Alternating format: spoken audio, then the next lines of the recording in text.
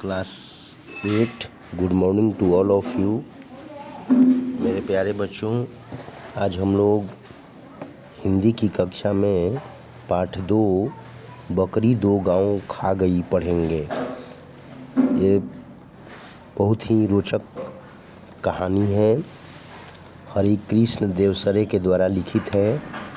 इसमें लेखक ने भोले भाले किसान एवं बुद्धिमान उदार हृदय बादशाह के माध्यम से बताया है कि जिस देश का शासक दयालु, उदार और निर्लोभी हो यानी लालची नहीं हो, वहाँ प्रकृति भी अन्न और उन्नति का रस बरसाती है।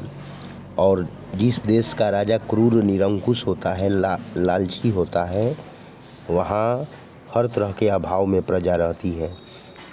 कहानी यही है कि एक आदमी आगरा की सड़कों पर रोता चिल्लाता घूम रहा था और बकरी 2 गांव खा गई चिल्लाता हुआ घूम रहा था।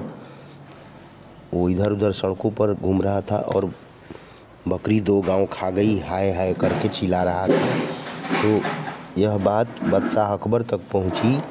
बादशाह अकबर उस आदमी को अपने दरबार में बुलाता है और बुला करके उसे पहचान जाता है कि जब वह एक बार आगरा के गांवों में गया था बादशाह अकबर, तो वह आदमी उसे गन्ने का रस पिलाया था। काफ़ी रस जो है अच्छा लगा था बादशाह अकबर को। वैसा गन्ने का रस कभी उन्होंने नहीं पिया था। एक ही गन्ने के रस से वो भर गया था लोटा। तो बादशाह अकबर उस किसान से प्रसन्न होकर के पहले तो जो 25 पैसे केवल लगान देना पड़ता था, वो भी बाद में माफ़ कर देता है। इसके बाद जो है फिर जो है वो आगरा पहुंचते ही उसका लगान बढ़ाने को बात कह रहा है अकबर।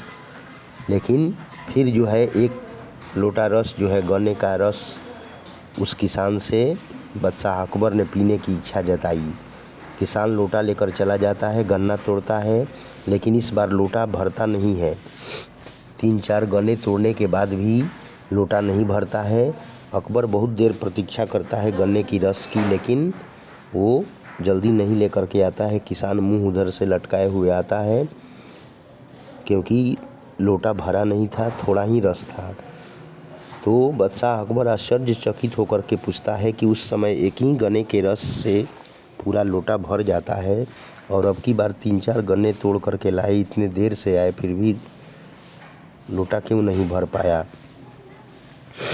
लोटा भरा हुआ क्यों नहीं है। बादशाह अकबर की नीयत बिगड़ गई थी। तो अकबर को लगा जैसे किसी ने उन्हें आसमान से ज़मीन पर पटक दिया हो, यानी आदमी की नियति में अंतर आने से पेड़ पौधे और प्रकृति पर भी प्रभाव पड़ने लगता हो, ऐसा बादशाह अकबर को महसूस होता है। जहाँ नियत अच्छी है वहाँ उन्नति होती है, भंडार भरा रहता है, और लालच तथा छोटापन आदमी को कभी सुखी नहीं बनाते। अकबर पूछता है किसान से कि तुम जानते हो मैं कौन हूँ? मैं बादशाह अकबर हूँ। किसान घबरा जाता है कि जिससे वो बात करता है वो बादशाह अकबर हैं। वो बहुत शर्मिंदित होता है किसान अकबर से बोलता है कि महाराज, मैंने कोई गलती बात तो नहीं न कह दी। लेकिन अकबर बहुत प्रभावित होता है किसान से कि जो बड़े बड़े विद्वान गुरु भी अपने शासकों को नहीं सिखा पाते, आज तुम्हारे खेत का लगान मैं बिल्कुल माफ़ कर दिया, और इस बार लोटा भरकर रस ले आओ। किसान फिर से गया और एक ही गन्ने के रस से लोटा भरकर लाया और प्रसन्न होकर अकबर को पिलाया। और अकबर उसी समय प्रसन्न होकर के अंत में पीपल के एक पत्ते पर उठा करके जो है 2 गांव देने का आदेश लिख देते हैं, और उसे ही बकरी खा जाती है एक बार।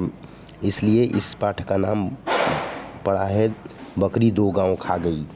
बकरी गांव तो नहीं खा सकती है, लेकिन जो बादशाह अकबर ने पीपल के पत्ते पर लिखा था कि 2 गांव तुमको ईख रोपने के लिए, गन्ने रोपने के लिए 2 गांव तुमको हम लिख देते हैं पीपल के पत्ते पर, वही पीपल का पत्ता जो है बकरी, किसान जब काम में लगा तो बकरी खा जाती है। और जब किसान को उस पत्ते की याद आती है तो उसने देखा कि पत्ता तो है नहीं, तो रोने चिल्लाने लगता है।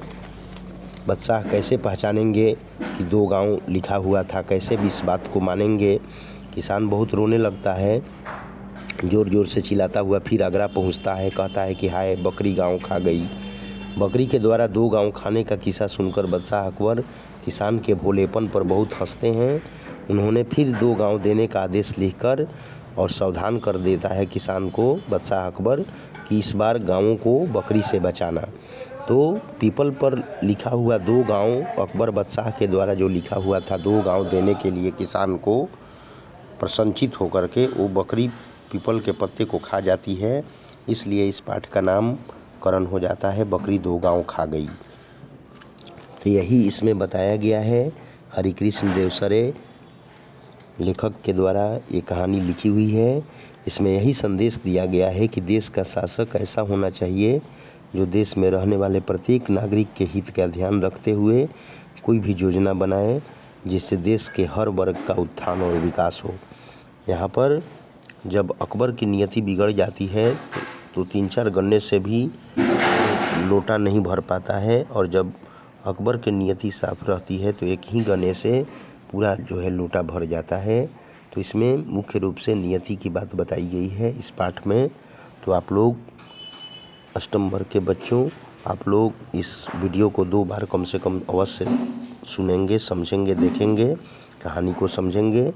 आप लोग एक बार स्वयं रीडिंग डालेंगे घर पर इस कहानी को, और मैंने जो पढ़ा करके वीडियो के माध्यम से भेज रहा हूँ, इस वीडियो को आप लोग 2 बार देखेंगे, सुनेंगे, समझेंगे, और अगर कोई प्रॉब्लम हो तो पूछेंगे।